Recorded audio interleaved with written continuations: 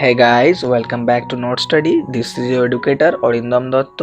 তো বন্ধুরা, আমরা আজকে কিন্তু এই ভিডিওতে ডিসকাস করব আমাদের যে সেকেন্ড উইকের মক হয়েছিল মেন্সের, সেটার অ্যান্সার কিটাকে নিয়ে।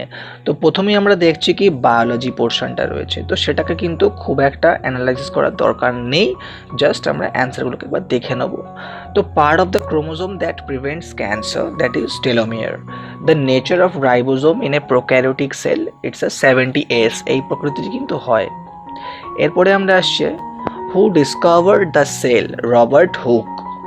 The site of cellular respiration in animal cell is mitochondria. DNA differs from RNA in having a nitrogenous base, thiamine. Which of the pair is incorrect? এটা কিন্তু হবে হচ্ছে Elioplast red. In the region of kinetochores, what attaches to the chromosome, that is spindle fibers? Name of the smallest cell, Mycoplasma gallisepticum. Which of the following organelles is called the self-destructive bag, lysosome? In the event of resignation or death of Prime Minister of India, এই সময় কি হয়? যখন একজন prime minister হয়, resign করে দেয় অথবা তার মৃত্যু হয়ে যায়, তখন কি হয়? চারটে অপশন দিয়েছে। The ministry is dissolved, a fresh general election must take place, the cabinet may choose another leader, the president decides what to do. এখানে আমরা যদি একটু উদাহরণ দেখে আসি ইন হিস্ট্রি, তাহলে আমরা দেখব কি, যখন জওহরলাল নেহরু যখন মারা যান, ওকে, যখন জওহরলাল নেহরু যখন মারা যান, তখন কিন্তু কেয়ারটেকার প্রাইম মিনিস্টার বানানো হয় গুলজারিলাল নন্দাকে, কেয়ারটেকার প্রাইম মিনিস্টার। এরপর যখন আবার নেক্সট প্রাইম মিনিস্টার হয় লাল বাহাদুর শাস্ত্রী, যখন তিনিও মারা যান তাসখান্ডে, তখন নেক্সট আবার যে কেয়ারটেকার প্রাইম মিনিস্টার, তাকে বানানো হয় কাকে? গুলজারিলাল নন্দাকে, বানালোকে প্রেসিডেন্ট। ওকে, অর্থাৎ একটা কনভেনশনাল ওয়ে ছিল যে সিনিয়র মোস্ট যে লিডার থাকবে, সিনিয়র মোস্ট যে মিনিস্টার থাকবে, একটা পার্টির থেকে, যেই পার্টির থেকে মেজরিটি বেশি আছে, সেই পার্টির একজন মেম্বারকেই কিন্তু করা হচ্ছিল কেয়ারটেকার প্রাইম মিনিস্টার হিসাবে। বাট যখন ইন্দিরা গান্ধী মারা গেল, তখন কিন্তু রাজীব গান্ধীকে করে দেওয়া হলো কি না, কেয়ারটেকার প্রাইম মিনিস্টার। ওকে, এবং তিনি কিন্তু একজন পার্লামেন্টের সদস্য ছিল। তো এটা কিন্তু হয়ে আসছে। তো এটা হচ্ছে কি কনভেনশনাল ওয়ে, যে কেয়ারটেকার প্রাইম মিনিস্টারকে অ্যাপয়েন্ট করে দিচ্ছে প্রেসিডেন্ট অ্যাজ আ পিএম, তাই তো, একজন মিনিস্টারকে, যে সিনিয়র মোস্ট হতে পারে, অথবা পার্লামেন্টের একজন সদস্যকে।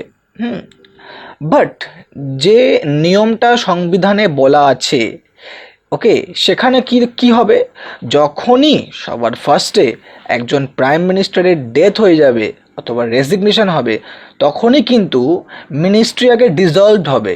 ওকে, আগে মিনিস্ট্রিটা ডিসলভ হয়ে যাবে, তারপরে কিন্তু প্রেসিডেন্ট ডিসাইড করবে যে সে একজন মেজরিটিতে থাকা পার্টির একটা মেম্বারকে কেয়ারটেকার প্রাইম মিনিস্টার বানাবে, না পার্লামেন্টের কোনো সদস্যকে কেয়ারটেকার প্রাইম মিনিস্টার বানাবে, অথবা এমন কোনো ব্যক্তিকে বানালো যে লোকসভা অথবা রাজ্যসভার সদস্যই না, তাকেও কিন্তু বানাতে পারে as a caretaker prime minister. তো এই যে কাজটা করবে কিন্তু হচ্ছে প্রেসিডেন্ট আফটার দ্য ডিসলভড, যখন ডিসলভড হয়ে যাবে মিনিস্ট্রি, তারপর প্রেসিডেন্ট ডিসাইড করবে সে কি করবে, এবং এটা কিন্তু সংবিধানে বলা নেই। ওকে, তো যদি কোনো ব্যক্তিকে প্রেসিডেন্ট অ্যাপয়েন্ট করলো অ্যাজ আ প্রাইম মিনিস্টার, যে লোকসভা অথবা রাজ্যসভার সদস্যই না, তো সেক্ষেত্রে তাকে কিন্তু 6 মাসের মধ্যে যে কোনো একটা কক্ষ থেকে নির্বাচিত হতে হবে, এবং মেজরিটিতে থাকা যে পার্টি আছে তার কিন্তু সমর্থন পেতে হবে। না হলে কি হবে, তারা অনাস্থা প্রস্তাব নিয়ে চলে আসবে, এবং আবার কিন্তু প্রেসিডেন্টকে ওই প্রাইম মিনিস্টার যাকে অ্যাপয়েন্ট করলো, প্রাইম মিনিস্টারটাকে, তাকে কিন্তু আবার তাকে বাদ দিয়ে দিতে হবে।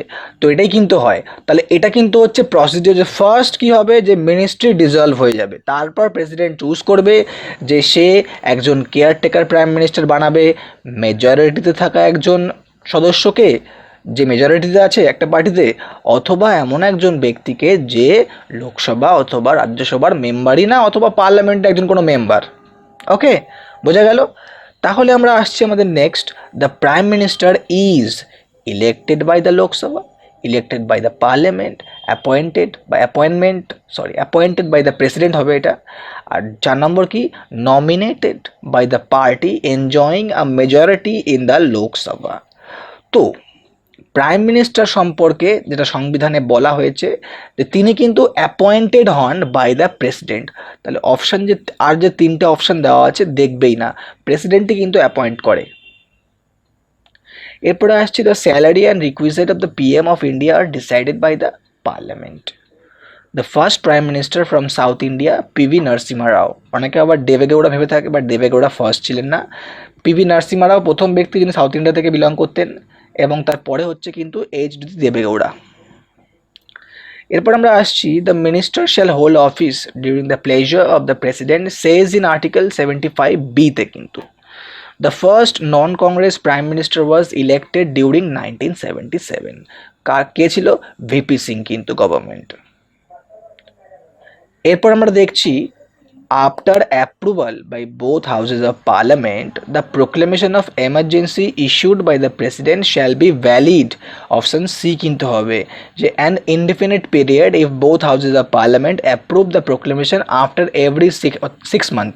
তো প্রত্যেক 6 মাস অন্তর অন্তর যদি পার্লামেন্ট অ্যাপ্রুভাল দিয়ে দেয় তাহলে কিন্তু ইনডিফিনিট পিরিয়ড অবধি কিন্তু এমার্জেন্সিকে নিয়ে যাওয়া যেতে পারে। While a proclamation of emergency is in operation in a country, the state government cannot legislate. B. Can legislate only on the subject of the concurrent list, can legislate on the subject in the state list, অথবা D is suspended. তো option কিন্তু এ হবে, cannot legislate। তো এখানে concurrent list এবং state লিস্টের কোনো ব্যাপার থাকেই না। ওকে, আর যে ব্যাপারটা আমি বললাম যে সাসপেন্ড, যতক্ষণ না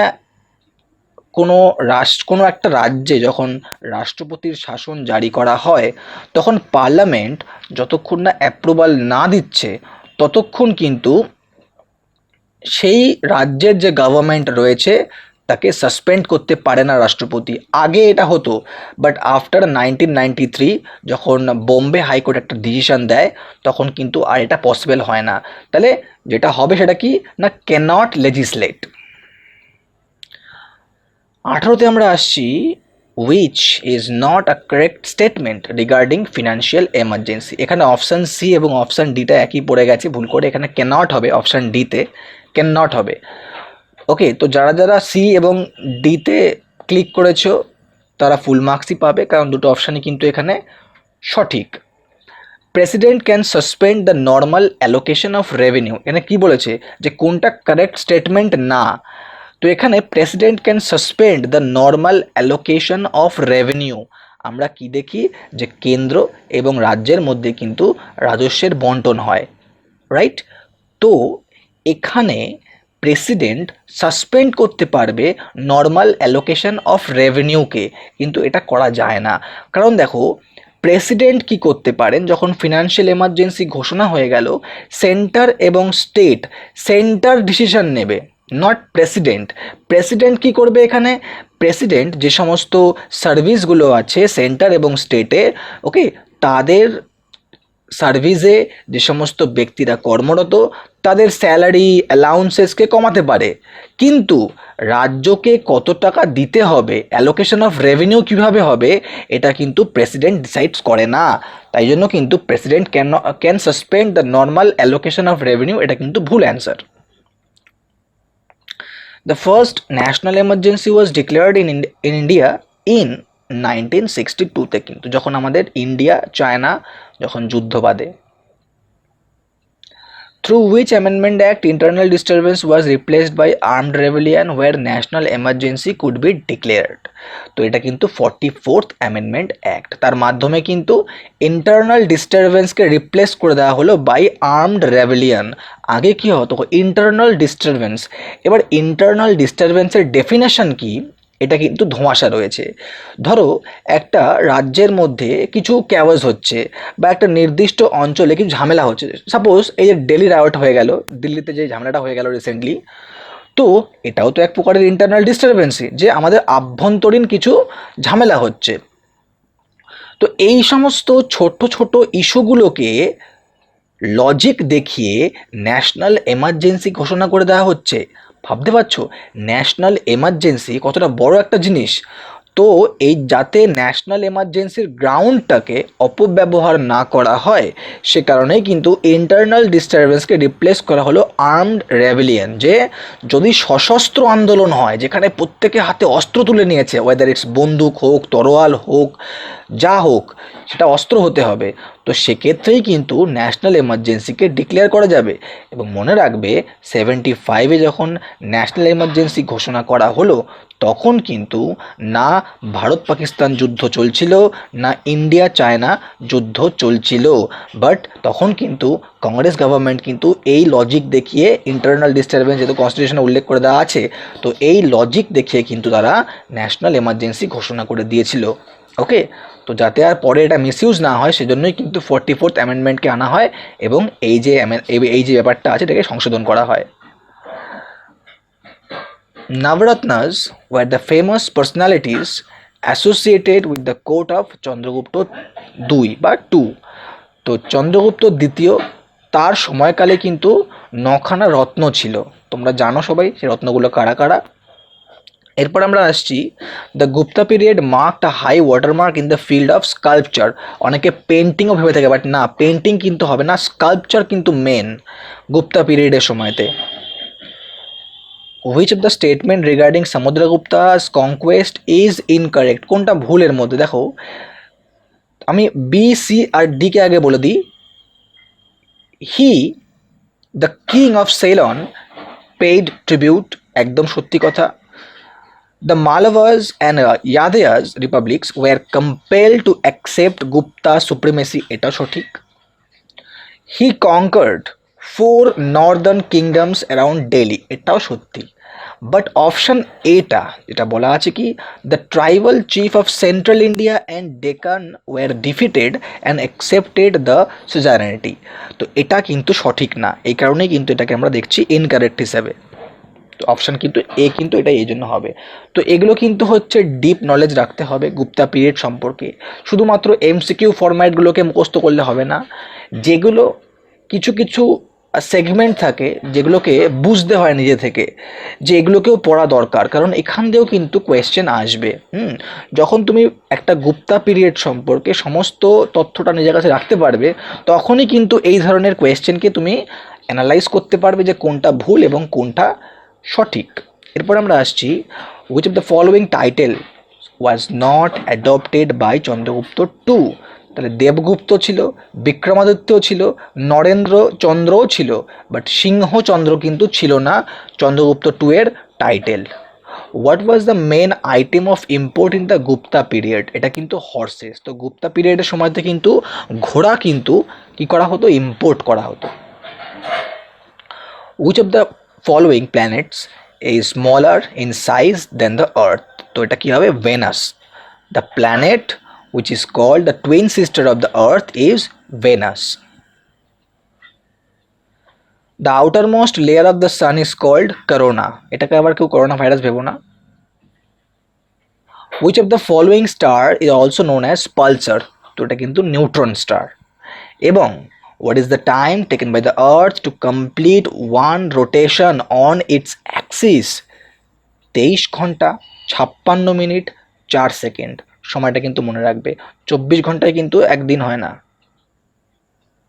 মানে রোটেশন কিন্তু কমপ্লিট হয় না 24 আওয়ার্সে, কমপ্লিট কিন্তু হয় 23 আওয়ার 26 মিনিট এবং 4 সেকেন্ডে একটা রোটেশন কিন্তু কমপ্লিট করে ফেলে। এরপর আসছি, Bernoulli's principle is based on which among the following laws? That is conservation of energy. When some detergent is added to water the surface tension decreases, কমে যায়। আর যখন তুমি তার মধ্যে নুন অ্যাড করে দেবে না জলের মধ্যে, সারফেস টেনশন বেড়ে যায়। ওকে, এই জন্যই কিন্তু সমুদ্রের জলে স্নান করতে সুবিধা হয় কম্পেয়ার টু পুকুরের জল। হ্যাঁ, এবং ডেড সি, যারা যারা নাম শুনেছ ডেড সি, সেখানে একজন ব্যক্তি যিনি সাঁতার জানেন না তিনিও ডুববে না সম্ভবত, কারণ সেখানের নুনের মাত্রা এতটাই রয়েছে যার কারণে সারফেস টেনশনটা এতটাই বেড়ে যায় যে একজন মানুষ কিন্তু অনায়াসে ভাসতে পারেন সে জলের মধ্যে। Cloud float is the atmosphere because of their low density, মনে রাখতে হবে কিন্তু।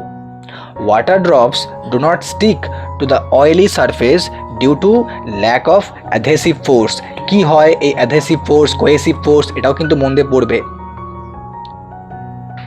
A liquid drop tends to assume a spherical shape because of surface tension।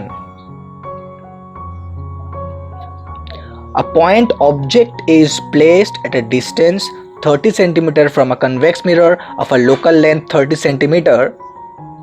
The image will be formed at infinity। Okay, তো answer কিন্তু হবে infinity।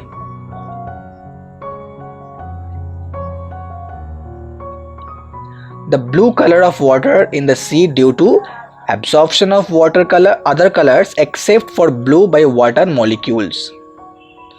38 আসছি, no matter how far you stand from a mirror your image appears erect, the mirror is likely to be কি হবে either plane or convex। myopia is a disease connected with eye। the new consumer price index was recommended by Urjit Patel committee, এবং এটা কিন্তু 2014 থেকে কিন্তু চালু থাকে। তো এরপরে ম্যাথ আর রিজনিং রয়েছে, তোমরা দেখে নিও এগুলোকে একবার জাস্ট। ওকে, তো আজকের জন্য এটুকুই থাক, and stay tune and watch note study.